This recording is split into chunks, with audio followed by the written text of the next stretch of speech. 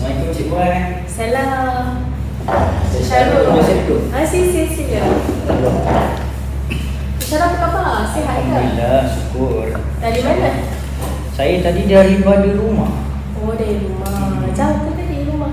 Rumah saya ke sini lebih kurang 25 minit. Jalan jam ke? Tak adalah jam, cuma jauh sikit lah. Kalau kita nak mendengar sesi tu, dekat sini ada borang persetujuan bermaklum untuk Cik Syarul untuk isikan dulu form ni, menandakan persetujuan kita melakukan sesi kaunseling lah. Okey. So Cik Syarul boleh isi dulu nama, nombor Boleh saya baca dulu? makan dah? Alhamdulillah. Saya boleh panggil Cik Cik Syarul Boleh. Okay. So selesa dengan keadaan sekarang? Boleh Puan. Selesa okey? Boleh. Okey. Dulu pernah ikut sesi kaunseling ke? Tak pernah. Ni kali pertama lah untuk saya. Oh, kali pertama. So Cik Syarul tahu ke sesi kaunseling ni sebenarnya apa? Yalah, kalau untuk Sikitlah saya nak bagi penjelasan. Sesi kaunseling ni sebenarnya adalah sesi antara saya sebagai kaunselor dan Cik Syarul sebagai klien.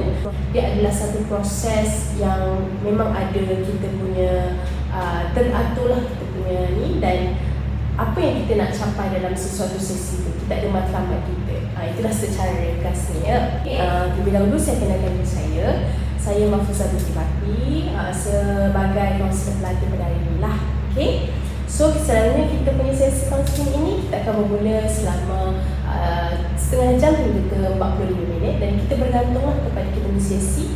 Mungkin akan lebih panjang sedikit masanya. Pengisian pada hari ini saya terbuka, dan Cik Syarul boleh kongsikan apa sahaja isu-isu ataupun perkara yang ingin diceritakan. Saya tak ada masalah, dan setiap apa yang dibincangkan pada hari ini kita terikat dengan etika kerahsiaan. Okey, di mana cerita ini tak akan boleh dibawa ke mana, dikeluar daripada inilah hanya saya dan Cik Syarul saja.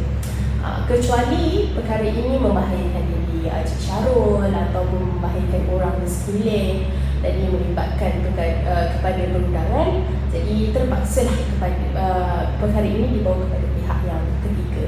Okay, Cik Syarul, jelas ya? Hari ini apa yang ingin dikongsikan? Pertamanya saya, mak ayah saya lah, berkenaan dengan ibu dan ayah saya lah. Ibu dan ayah saya ni, ibu saya ni dulu pernah sakit kan. And then bila dia sakit tu, pelbagai gangguan yang mengganggu dia lah. And then every day, setiap hari kalau ayah saya balik kerja, and then dia bergaduh. So sampai saya sekarang ni jadi tekanan. Asal saya ada kat rumah, ayah saya balik kerja, dia orang bergaduh. Buka je pintu, dah tahu dah, memang akan bergaduh lah. So maki-maki kat situ. And then selain daripada itu juga, nak keluar berjalan susah.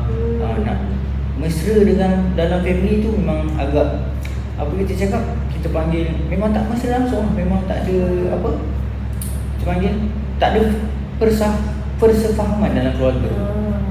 Tapi tak tahulah punca ni daripada mana kan. Ayah saya, mak saya tu ke, atau saya sendiri ke, macam tu lah.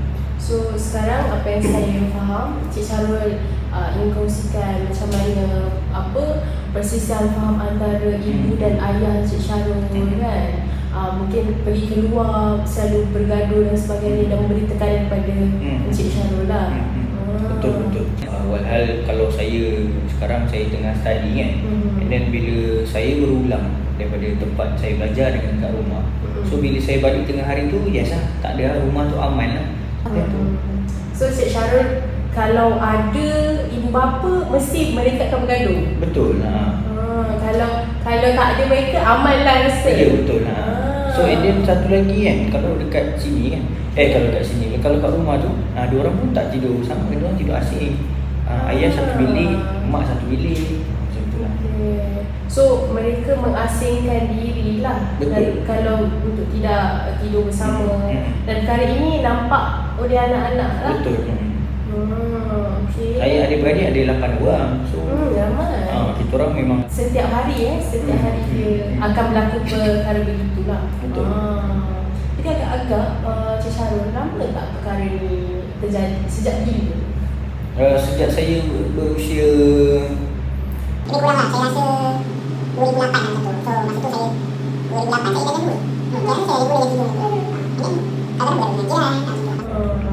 Cik Syara anak yang pertama ke? Betul. Jadi adik-adik memang akan telefon abang dia untuk leraikan pergaduhan lah. Jadinya apa ni, sejauh mana perhubungan, maksudnya adik-beradik tu macam mana respon diorang terhadap perkara yang berlaku? Diorang pun sama juga macam saya, tekanan lah juga kan. Ada yang dengan SPM tahun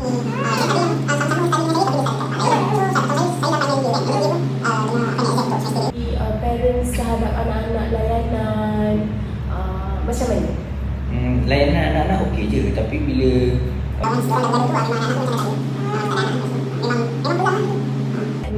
jadi kekerasan tu adakah berlaku juga kepada adik-beradik? kalau adik-beradik saya ni dia salah, termasuk diri saya jugalah.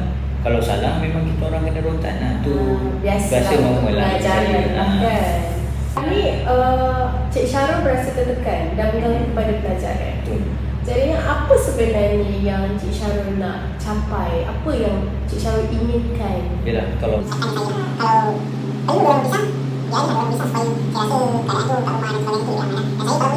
jadi kalau berlaku pergaduhan tersebut, Cik Syarul biasanya pergi ke mana untuk Cik Syarul tadi katakan macam tak suka dengan keadaan yang mengganggu, Cik Syarul pun nak buat kerja dan sebagainya. So macam apa yang Cik Syarul buat untuk saya start motor, saya keluar lah jalan. Terlepak kawan ke apa ke. Tapi saya tak adalah buat benda yang bukan macam minum ke, minum apa, alkohol dan sebagainya. Semua tak adalah, dah semua. Tadi ada katakan apa, kalau lebih baik untuk bercerai tu lebih baik berpisah itu tak apalah Cik Syarul menerima perkara tersebut. Daripada diorang macam anjing dengan kucing kan, ayah bergaduh kan. Okay. So baik diorang berpisah je, tak apalah. Kita orang kalau tak dapat melaksanakan tugas mereka sebagai parents untuk memberi keperluan, Cik Syarul yang akan mengambil tempat mereka. Betul. Untuk melaksanakan apa-apa yang sepatutnya Betul. dan keperluan adik-adik. Begitu. betul. Tapi sedangkan Cik Syarul sendiri adalah seorang pelajar ke kan? Pelajar dan masih belajar. So macam mana Cik Syarul nak bawa adik-adik tu pergi ke, yalah mungkin ke satu tempat yang lebih baik kan? Cik Syarul harapkan begitu. Faham. Ramai juga. Ini apa sebenarnya matlamat Cik Syarul datang hari ini? Itulah saya nak minta advice lah daripada puan kan. Okay. Apa yang sepatutnya saya buat? Betul ke tindakan saya untuk bawa adik-beradik saya keluar daripada rumah? Betul ke apa yang saya katakan kalau berpisah mak dan ayah saya tu lebih baik? Okay. So itu sesuatu yang saya rasa macam saya perlu minta pendapat orang yang sepatutnya lah. Kalau saya minta pendapat kawan-kawan, mungkin ada juga yang kawan-kawan saya cakap, dah kau tinggalkan dari rumah, kau lari je daripada rumah. So saya rasa macam saya sebagai seorang abang, tanggungjawab saya kepada adik-adik macam tu lah.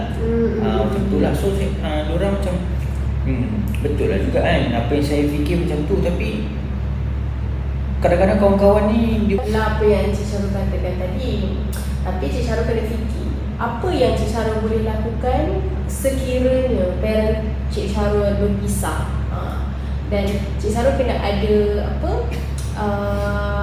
hala tuju maksudnya apa seterusnya, langkah seterusnya yang perlu Cik Syarul buat selepas sekiranya berlaku perpisahan antara parents Cik Syarul lah.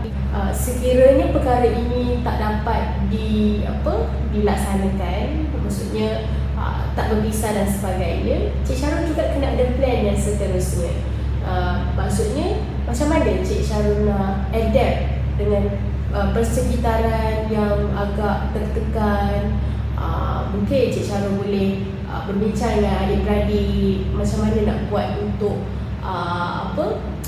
mengadakan keadaan yang lebih baik. Mungkin kita boleh berbincang berhadapan dengan ibu dan ayah Cik Syarul sendiri, berbincang antara empat mata dan sebagainya. Mungkin boleh berbincang, Cik Syarul berbincang dengan ayah, Cik Syarul berbincang dengan ibu secara baiklah dalam keadaan yang baik dan tenang.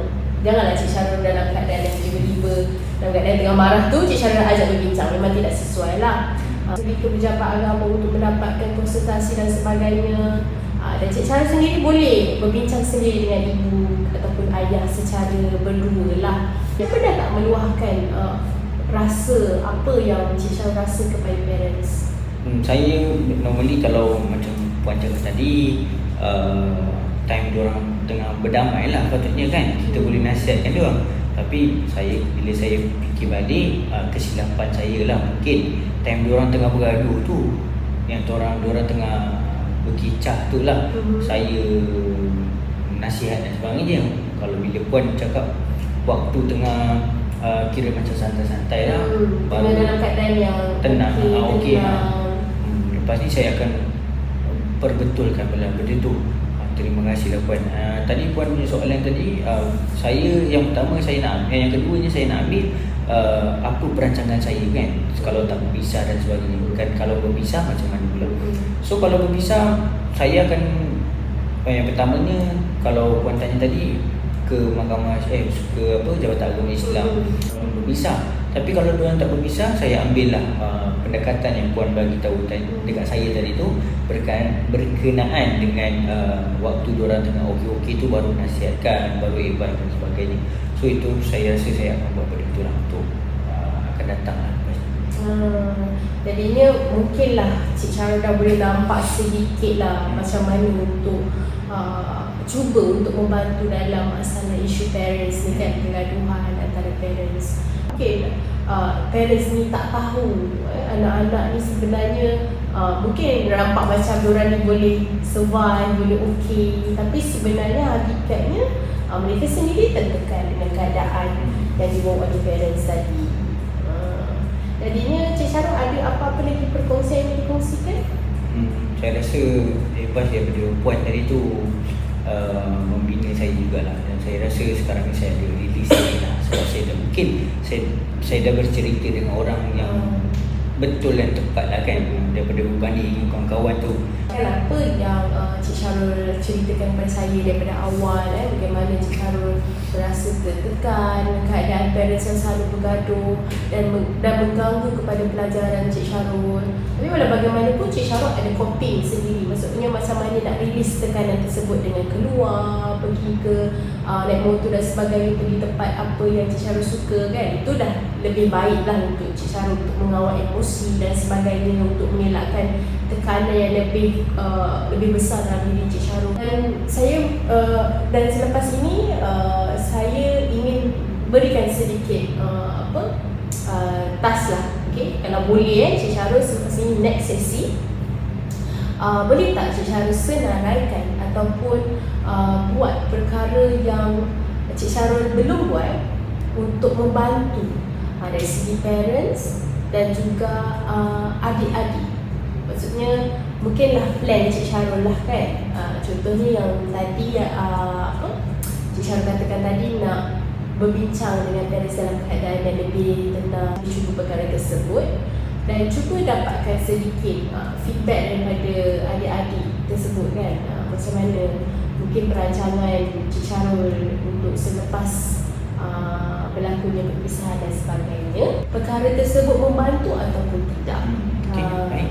So saya rasa cukup untuk sesi kita pada hari ini, dan kita akan jumpa sesi yang akan datang.